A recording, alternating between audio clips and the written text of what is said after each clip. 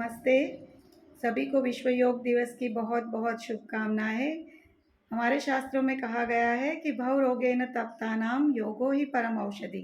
तो ये योग ही वो परम औषधि है जिससे हमें सभी रोग, आदि व्याधि, उपाधि और हमारा भव रोग मीन्स ये जन्म मरण के चक्कर में से हमें मुक्ति मिलती है। तो आइए आज की इस वीडियो में हम हमारे इस एंशंट ट्रेजर के बारे में और भी कुछ महत्वपूर्ण जानकारी प्राप्त करते हैं। तो देखिए, ये जो योग है उसका ओरिजिन आदि योगी शिवा ने किया था और उन्होंने ये पार्वती जी को सुनाया। तो पार्वती जी उनके फर्स्ट डिसाइपल शिष्य थे। उसके बाद वो ब्रह्मा जी के पास गया। ब्रह्मा जी ने हिरण्यगर्भ शास्त्र की रचना की और उन्होंने अपने पुत्र विवस्वान को दिया। विवस्वान मतलब सूर्य देवता। सूर्य देवता ने सूर्यवंशी और चंद्रवंशी राजाओं इक्ष्वाकु और मनु को दिया और मनु के जरिए पूरी मानव सृष्टि को ये मिला। तो ये मतलब आदि योगी शिवा से लेके ये पार्वती, ये हिरण्यगर्भ शास्त्र, ब्रह्मा और ये सब जो मनु तक की जो ये यात्रा है उसका साइंटिफिक एक्सप्लेनेशन फिर कभी किसी वीडियो में मैं बताऊंगी। बट यहाँ पे कहने का बात यही है कि ये योग ही है जो हमें, जैसे मैंने पहले कहा, जीवन मृत्यु के चक्कर में से मुक्ति दिला सकता है। तो योग क्या है? योग को संस्कृत में युज कहते हैं। उसका मतलब होता है टू कनेक्ट, टू यूनाइट। तो यूनाइट किसके साथ होना है? कनेक्शन टू हमारी आत्मा का परमात्मा के साथ, हमारी चेतना का परम चेतना के साथ, हमारी कॉन्शियसनेस का डिवाइन कॉन्शियसनेस के साथ। और जब हम ये पृथ्वी पर हमारी ये जीवन यात्रा लेकर आए हैं तो बहुत सारे हम कर्म के लेन देन लेकर आए हैं। तो connection to people, places and things के साथ, क्यों बहुत सारे लोगों के साथ, जगहों के साथ और चीज़ों के साथ हमारा लेन देन है जो हमें चुकाना है, तभी हमें मुक्ति मिलेगी। और हम बोलते भी हैं ना कि ये तो संजोग था जो ये हमें मिल गए, या तो संयोग से हमारा ये काम हो गया। तो यहाँ पे संजोग या संयोग का मतलब क्या है? समयोग। तो जब हम किसी के साथ इक्वल फ्रीक्वेंसी के साथ कनेक्ट होते हैं तभी हम कनेक्ट कर पाते हैं और तभी हम कुछ चीज़ों का लेन देन कर सकते हैं। तो योग means connection with equal frequency. और इसीलिए हमारा जो मन, शरीर और आत्मा है उसका भी ठीक से कनेक्शन होना ज़रूरी है। क्योंकि नहीं तो क्या होगा, मन कुछ और कहेगा, शरीर कुछ और करेगा और आत्मा तो कुछ और ही चाहती है। तो फिर हम हार्मनी में नहीं रह पाते हैं। तो माइंड, बॉडी और सोल का अलाइनमेंट होना बहुत ज़रूरी है। और जब मन, शरीर और आत्मा का समन्वय होता है तो उसी को समत्वम कहते हैं और उसी को हम कहते हैं कि समत्वम योग उच्चये। तो यही योग है।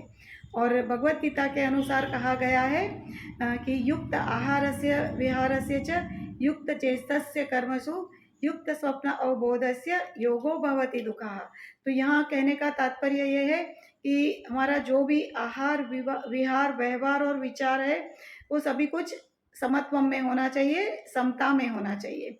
और जो भी हम खाना पीना, उठना बैठना, घूमना फिरना, या तो सोना जगना, और जो भी हमारी जो इंद्रिया है, चाहे वो कर्मेंद्रिया है, हमारी ज्ञानेंद्रिया है, उसका भी हमें सही मात्रा में उपयोग करना चाहिए, बैलेंस में रहना चाहिए। तभी हमारे सभी दुखों का नाश होता है, क्योंकि यही योग है। और ऐसा योग अगर हम करते हैं तो हम सभी रोगों से मुक्त हो सकते हैं। तो आइए हम जानते हैं कि ऐसा जो योग है हम वो कैसे कर सकते हैं। तो देखिए, जब योग की बात आती है तो ध्यान, मेडिटेशन, प्राणायाम और different kind of body postures, physical exercise जिसको हम योगासना कहते हैं, उसके बारे में सभी को पता है। तो हमारे शास्त्रों में जो 84 लाख योनि बताई है तो उतने ही योगासनाज है, मतलब 84 लाख प्रकार के योगासना बताए गए हैं। 10,000 जितनी मेडिटेशन की टेक्निक्स दी गई है और करोड़ों प्रकार के प्राणायाम दर्शाए गए हैं जो करके हम योग कर सकते हैं। बट उसके अलावा भी बहुत सारी और भी स्पिरिचुअल प्रोसेसेस है, क्रियाएं हैं, जैसे कि तंत्र, मंत्र, यंत्र का विज्ञान है, बंदाज है, मुद्राज है, साथ में जियोमेट्रिकल साइंस और सिंबल्स का भी उपयोग करके हम योग कर सकते हैं। और योग की दो जो मेन टेक्स्ट है उसमें एक है तंत्र और दूसरी है वेद।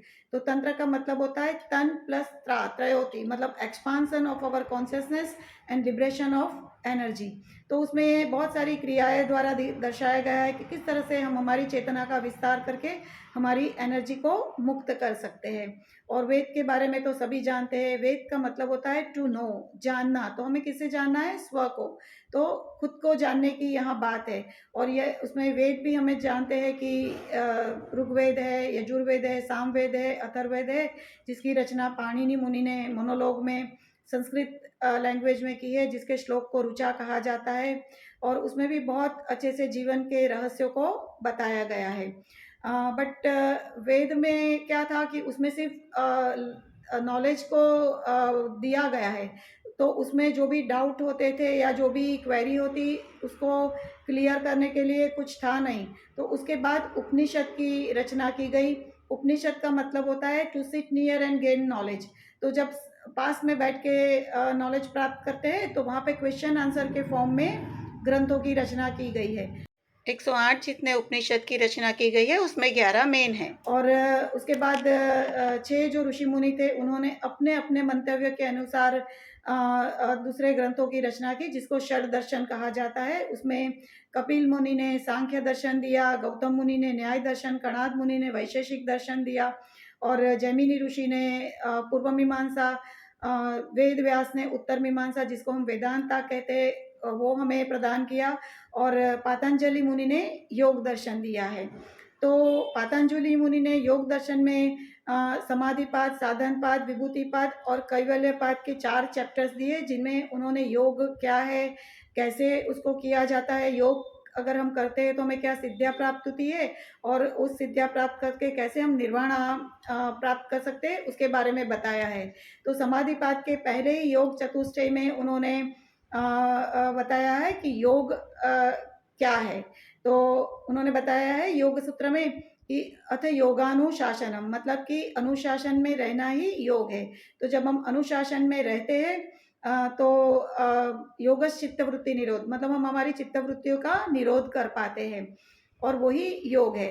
और जब हम चित्तवृत्तियों का निरोध करते हैं तो तदा दृष्टा स्वरूपे वस्थानम, मतलब हमें हमारी निज अवस्था का ज्ञान प्राप्त होता है। दृष्टा स्वरूप का हमें ज्ञान होता है कि हम तो सत्यचित आनंद स्वरूप है। और अगर हम ऐसा नहीं करते हैं, अनुशासन में नहीं रहते, तो वृत्ति सारूप्यम इत्ररत, मतलब हमारी चित्तवृत्ति है वो इधर उधर भटकती रहती है। तो उन्होंने आगे भी उसमें अलग अलग चैप्टर्स में बताया है कि वृत्तियाँ क्या है, चित्तवृत्ति कितने प्रकार की है, कैसे हम उसका निरोध कर सकते हैं, कैसे हम अष्टांग योग द्वारा सिद्धियाँ प्राप्त कर सकते हैं। तो अष्टांग योग में उन्होंने यम, नियम, आसन, प्राणायाम, प्रत्याहार, धारणा, ध्यान, समाधि, इन सभी का वर्णन किया है। और कैसे हम ये सभी शास्त्रों का अध्ययन करके हमारी जो कुंडलिनी एनर्जी है, कुंडलिनी शक्ति है, उसको हम जागृत कर सकते हैं। और हमारे जो चक्रास है, हमारी 72,000 जो नाड़ियाँ है, जिसको हम प्राणवाहिनी कहते हैं, एनर्जी चैनल्स कहते हैं, जिसमें हमारे कर्मा के ब्लॉकेजेस है, डिपोजिशन है, उसको हम क्लियर करके हम स्व से शाश्वत की यात्रा कर सकते हैं और निर्वाणा प्राप्त कर सकते हैं। ये सभी कुछ हमारे शास्त्रों में बहुत अच्छे तरह से दर्शाया गया है। तो योग क्या है? योग है हमारी स्व से शाश्वत की जर्नी, निर्वाणा की जर्नी। तो होप आप लोगों को आज की मेरी ये योग की वीडियो पसंद आई होगी। So keep watching my videos. Thank you so much.